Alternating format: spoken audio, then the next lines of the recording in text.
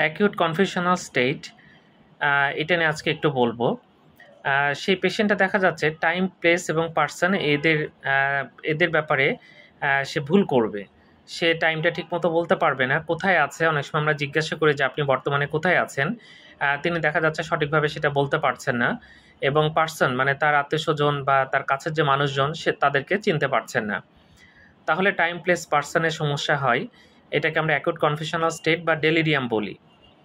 তো কি কারণে এরকম হয়? প্রথমত হচ্ছে ইনফেকশনের কথা আমরা চিন্তা করি। যদি প্রস্রাবে ইনফেকশন হয় বা ইউটিআই, নিউমোনিয়া যদি হয় তাহলে এরকম হতে পারে। এছাড়া শরীরে অন্য কোথাও ইনফেকশন হলেও এরকম হতে দেখা যায়।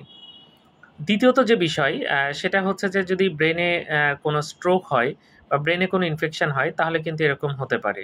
এটা মাথায় রাখতে হবে। এছাড়া আমাদের যে মেটাবলিক ডিসঅর্ডার, লিভার ফেইলিউর, তারপর রেনাল ফেইলিউর, এসব ক্ষেত্রেও কিন্তু এরকম অ্যাকুট কনফিউশনাল স্টেট হতে পারে। শরীরে যে লবণ থাকে সেটার ভারসাম্য অনেক সময় নষ্ট হয়ে যায়। সেটার কারণে কিন্তু কমা হতে পারে। কমা না, অ্যাকুট কনফিউশনাল স্টেট হতে পারে। এবং দেখা যাচ্ছে যদি কোনো ভিটামিন ডেফিসিয়েন্সি হয় অথবা আমাদের যে এন্ডোক্রাইন সিস্টেম থাকে সেখানে যদি কোনো সমস্যা হয় তাহলে এরকম হতে পারে।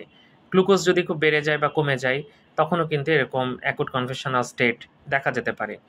যাই হোক, এটা এরকম রোগীকে হসপিটালে ভর্তি করা উচিত এবং ইভালুয়েশন করা উচিত যে কেন এরকম হচ্ছে এবং সে অনুযায়ী চিকিৎসা করা উচিত। ধন্যবাদ সবাইকে।